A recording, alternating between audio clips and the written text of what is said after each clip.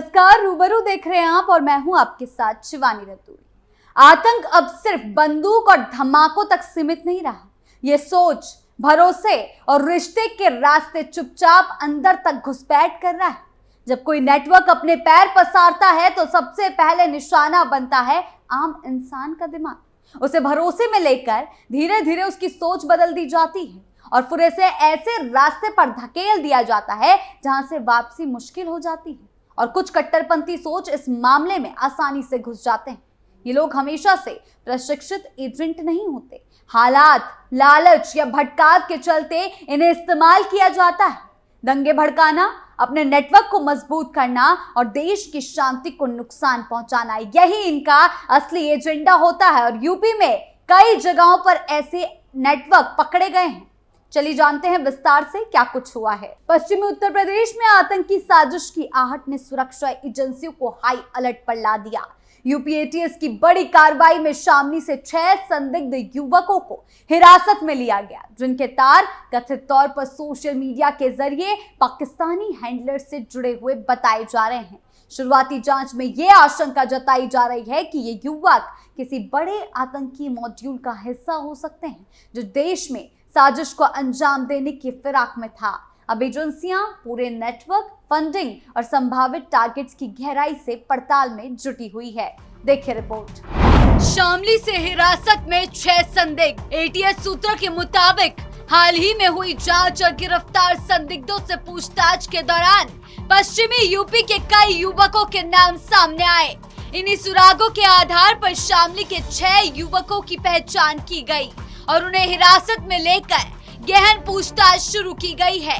शुरुआती जांच में सामने आया कि ये युवक सोशल मीडिया प्लेटफॉर्म के जरिए कुछ संदिग्धों और कथित पाकिस्तानी हैंडलर्स के संपर्क में आए थे। एजेंसियां अब ये पता लगाने में जुटी हुई है कि इनका नेटवर्क कितना बड़ा है और क्या ये किसी बड़ी साजिश का हिस्सा थे। एटीएस ने हाल ही में चारबाग रेलवे स्टेशन को निशाना बनाकर धमाका करने की साजिश के आरोप में 4 आतंकियों को गिरफ्तार किया था। उसी मामले की जांच के दौरान ये नया खुलासा हुआ। सूत्रों का कहना है कि इस मॉड्यूल के संपर्क में पश्चिमी यूपी के 1 दर्जन से ज्यादा युवक हो सकते हैं। ऐसे में सुरक्षा एजेंसियां पूरे नेटवर्क को खंगालने में जुटी हुई है और तकनीकी साक्ष्यों की भी जांच की जा रही है।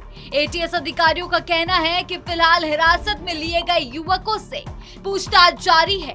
अगर जांच में इनके खिलाफ पुख्ता सबूत मिलते हैं तो इनके खिलाफ सख्त एक्शन होगा। इस कार्रवाई के बाद पश्चिमी यूपी में सुरक्षा व्यवस्था और सख्त कर दी गई है। एजेंसियां सोशल मीडिया गतिविधियों पर भी नजर बनाए हुए हैं। पाकिस्तानी हैंडलर से कनेक्शन। पिछले दिनों भी यूपी से एक बार फिर आतंकी साजिश का बड़ा चेहरा सामने आया था और इस ग्रुप के लिंक भी उससे जुड़े हुए हैं। जहां साकिब नाम का एक संदिग्ध बेहतर शातिर तरीके से पर्दे के पीछे रहकर आतंक का जाल बुन रहा था। वो सीधे किसी वारदात को अंजाम देने के लिए बनाए गए डिजिटल प्लेटफॉर्म, खासकर सोशल मीडिया और टेलीग्राम ग्रुप्स का इस्तेमाल कर युवाओं तक अपनी पहुंच बना रहा था। धीरे धीरे बातचीत का, विचारधारा का और प्रोपेगेंडा के जरिए उन्हें अपने प्रभाव में लेकर कट्टरपंथ की ओर धकेला जा रहा था। सबसे खतरनाक पहलू ये रहा कि इस नेटवर्क का दायरा सिर्फ यूपी तक नहीं था, बल्कि अन्य राज्यों के युवा भी इसकी चपेट में आते रहे, जिससे एक संगठित और फैलता हुआ खतरा बनता जा रहा था। शुरुआती जांच में ये संकेत मिले कि युवाओं को भड़काना, युवाओं को बरगलाना वैचारिक तौर पर इस तरह तैयार किया जा रहा था कि वो अनजाने में ही देश विरोधी गतिविधियों का हिस्सा बन जाए। और कुछ लोग तो अपनी इसी सोच के कारण इस गतिविधि का हिस्सा बन रहे हैं। एटीएस की कार्रवाई ने इस पूरे मॉड्यूल का पर्दाफाश तो कर दिया, लेकिन इसके पीछे छिपे बड़े नेटवर्क, फंडिंग चेन और हैंडलर्स को लेकर जांच एजेंसियां अब एक्टिव हैं और सक्रिय हो गई हैं। फिलहाल इस पूरे मामले की गहराई से जांच जारी है ताकि ये समझा जा सके कि आखिर ये साजिश किस ओर जा रही थी और इसका अंतिम मकसद क्या था। डिजिटल आतंकी साजिश का खुलासा। एटीएस ने 2 अप्रैल को पाकिस्तानी हैंडलर्स के इशारे पर वारदातों को अंजाम देने की साजिश रचने वाले मॉड्यूल का खुलासा किया था। जांच एजेंसी ने मेरठ के साकिब, अरबाब, गौतम बुद्ध नगर के लोकेश और विकास को गिरफ्तार किया था। सभी आरोपी एटीएस की रिमांड पर हैं, उनसे पूछताछ जारी है।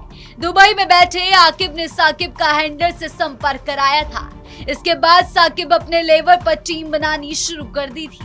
सूत्रों के मुताबिक वो अपना नेटवर्क यूपी के ज्यादा से ज्यादा शहरों के साथ ही दिल्ली, हरियाणा, मुंबई में भी बना रहा था।